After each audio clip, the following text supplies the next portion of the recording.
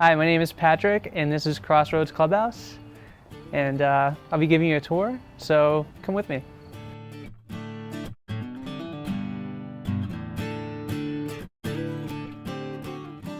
You know, I think the beauty of coming to a clubhouse is that there are no personality tests. There are no socio-economic demands or tests or evaluations. People can come here if they're struggling.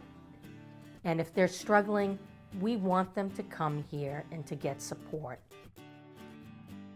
All I want for you to do is to show up and to give us a chance. Just come in and listen. Try to get to know some people. Don't judge people based on their education, and they won't judge you based on your education. Okay, so this is where we have member greetings. Over here is our greeting table, and there's always members working the greeting table to welcome whoever's coming in to sign in. And over here is our dining room. And so in the beginning of the day, we have a morning meeting, which is kind of to plan for the day. We'll talk about events that might be occurring later. Also, we have lunch in here, and we always have a lunch menu, and members can sign up. It's very affordable. It's a home-cooked meal. And also, over here on this whiteboard is where members can sign up to volunteer for tasks for the work order day. So anyone can do that. You know, they go down a list, and they just raise their hand, and everyone gets an opportunity to do something to be productive and be part of the clubhouse work order day. When I first came up here, I worked residential, so I did that for a year. And residential is very different than what we do here. Residential, you're helping people get to and from hospitals or appointments or this, that, and the other, struggles in daily life. But you can't really have the relationship that you have in a club. The club is more of you get to know people, friends. It's different than working residential where there's a definite line between, the staff, you're the consumer. Here those lines are much more blurred where, when you're working hands-on with somebody, you become friendly with them, you get to know all their information, they get to know more about you. So I kind of like that aspect of it, and I like the aspect that we get people back to work. I think that's, as our main focus, number one, but that's one of the big things for me. Seeing the transition from somebody walking in the door, and then when they walk out, not necessarily that they walk out forever, but when they walk in, not knowing if they can have a job or keep a job, but then when they leave and they've got the job, they're doing it independently, that's the real cool thing. Well, this is a place where people can come that have a major mental illness, and we focus on their strengths, not their illness. And then in here is our kitchen, and dishes are all done. This is all run by members and also a staff member. His name is Mark Savard.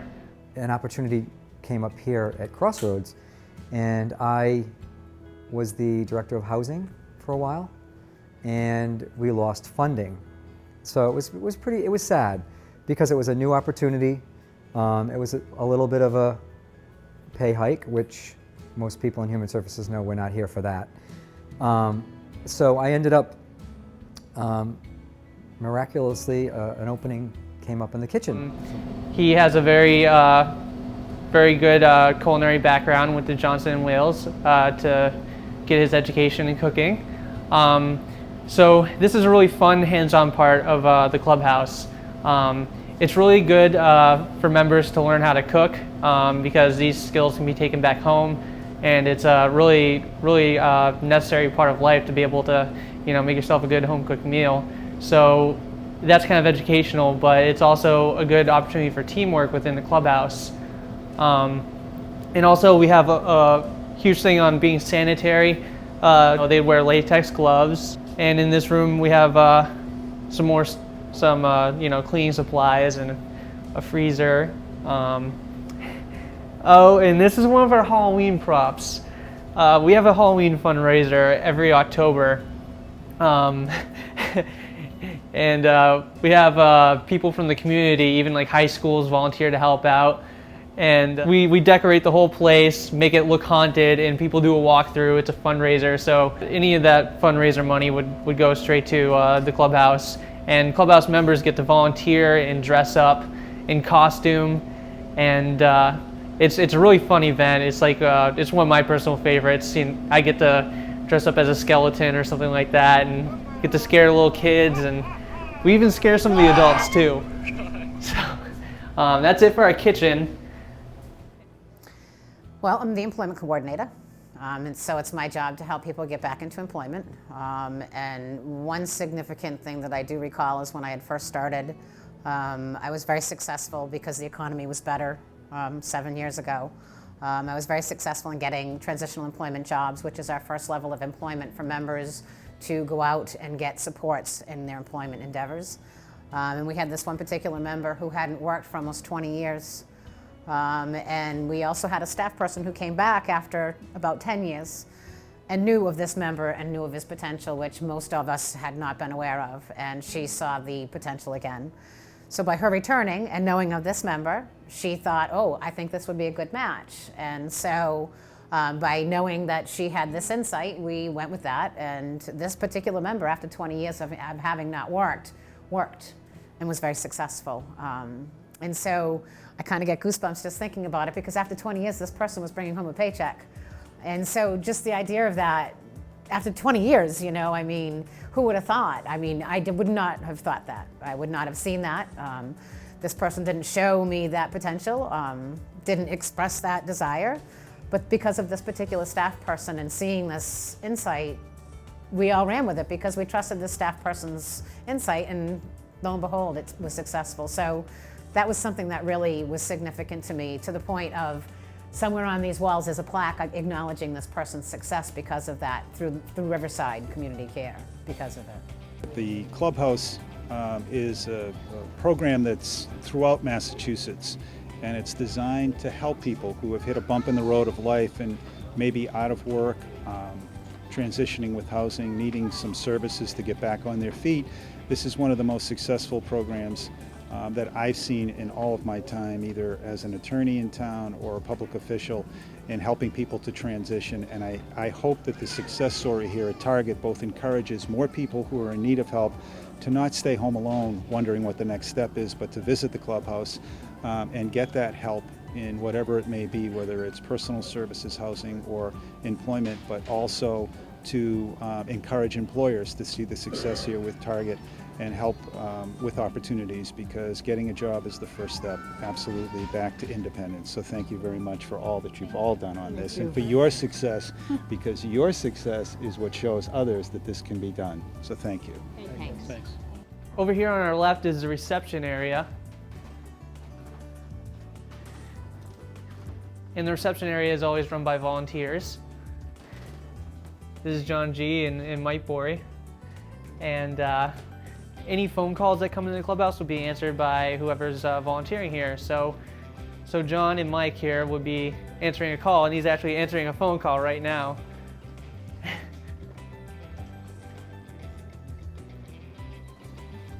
And also staff mailboxes are here, so if they receive any sort of mail, they would collect it here. So really it kind of emphasizes that everything here is run by members primarily. Well, a typical day here at Crossroads is to come in the morning. We have a little bit of downtime in the morning to get us ready for the day. We run the coffee shop. So the cafe is run by members. I believe this is a part of the day where it's closed. But there would be 2 members working the cafe. There would be 1 person serving, and also there would be 1 person doing the cashier.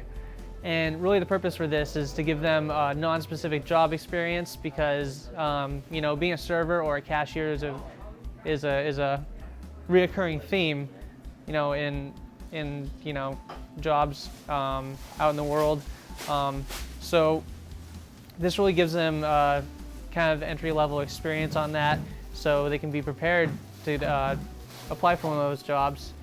All money made in the coffee shop will go upstairs and go towards the clubhouse.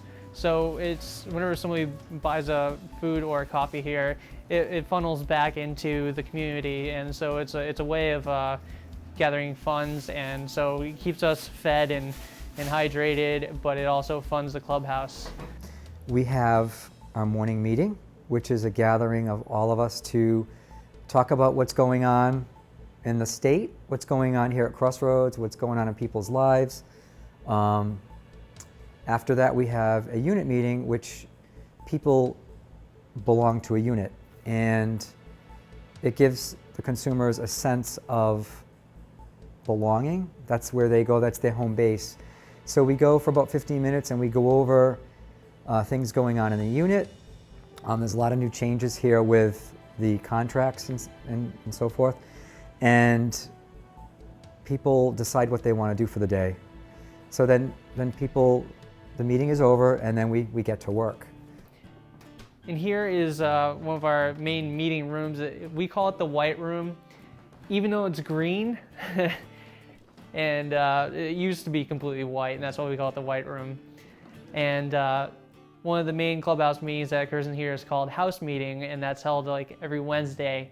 And what that really is a chance for the entire clubhouse community to come in and really work on clubhouse issues that need resolution. Also, we have other meetings in here, we'll have like committee meetings for like the Massachusetts Clubhouse Coalition, which kind of oversees and like clubhouses all over the state and organizes events for clubhouses within the state. And we also have Dual Recovery Anonymous meetings here that are geared towards people who are struggling with a dual disorder. So yeah, a lot of stuff goes on in here. Let's check out the upstairs of the clubhouse. Now, directly to our right is what we call the upper right unit. It's a very literal name for it. But the upper right deals with employment and education.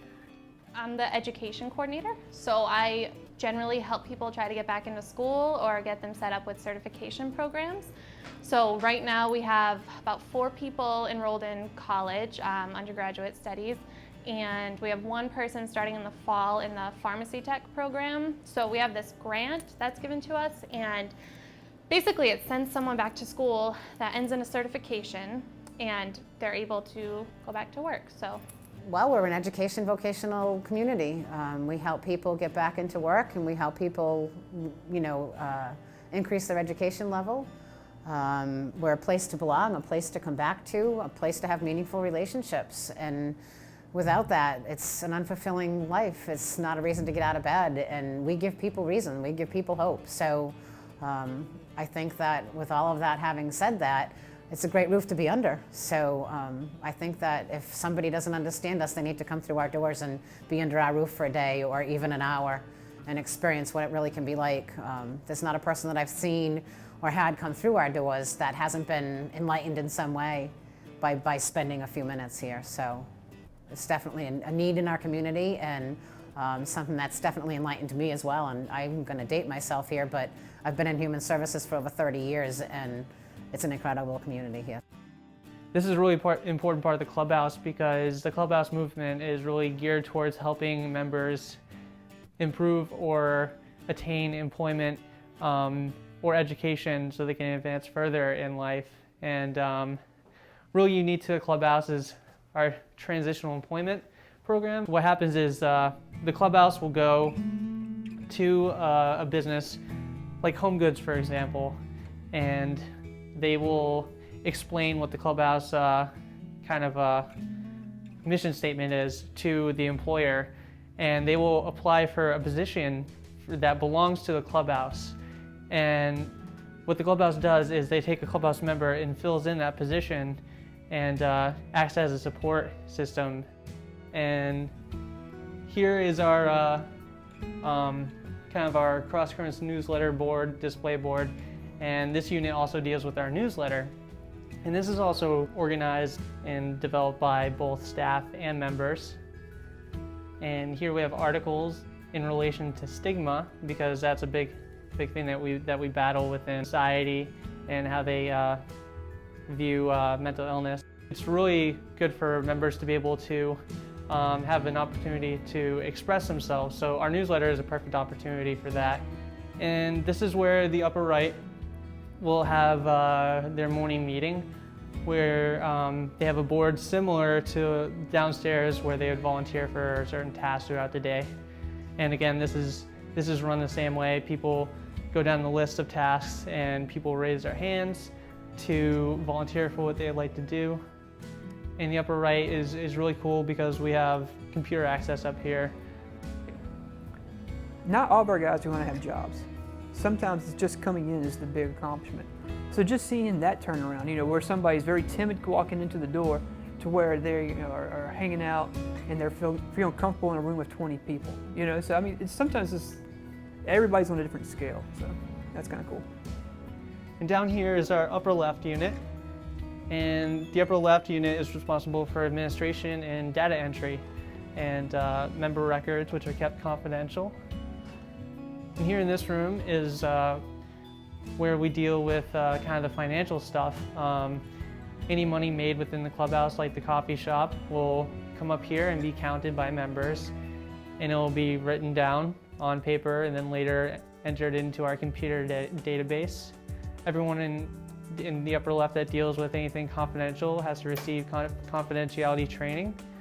We follow our mutual respect policies, and also the upper left will also deal with kind of educating members about their human rights as well. So that's very important. I can't think of one staff member who hasn't made me laugh. And it's just, you have a rough day and you're going through it and you're almost ready to just give up. You just want to go home. Is it 5 o'clock yet? And then you walk in and Erlene or Brad or Paul, Carla, Val, they've all had a chance and they've all been through the same thing, and they just say one thing and you laugh and it's just off your shoulders. And it's like, thank God people can have a sense of humor. It just helps everything to just be relieved and feel good, and you can move forward, and all of a sudden it's 5 o'clock and you're like, oh my God, okay, time to go home. Just to give you an idea of what the grounds look like, I wanted to show you a really special and important part of the grounds out here. This is a garden that was planted and taken care of and grown by the clubhouse and its members.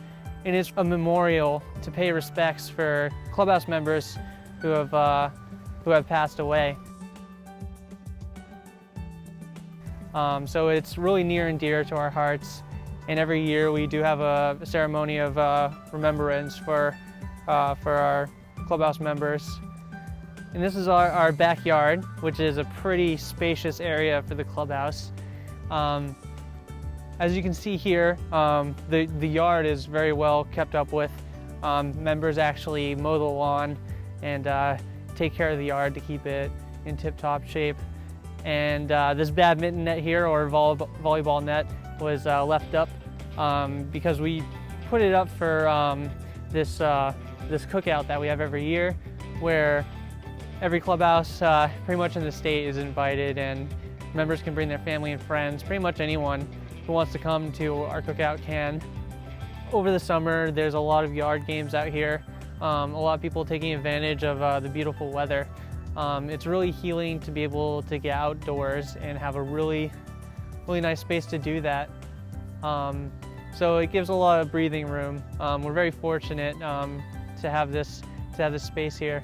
Overall, it's just a nice break from the work order day, and that's what we really need. We need to have time to recharge and just sit back and relax. I would just research clubhouses, and if you want to come in, our doors are always open to everybody, and we're a volunteer program for anyone. So if you come in, and we have opportunities for internships, you can talk to me. I would be happy to set somebody up. It's just, come in and just be open-minded and just let people flow over you, and you'll be amazed, I think. It's really cool.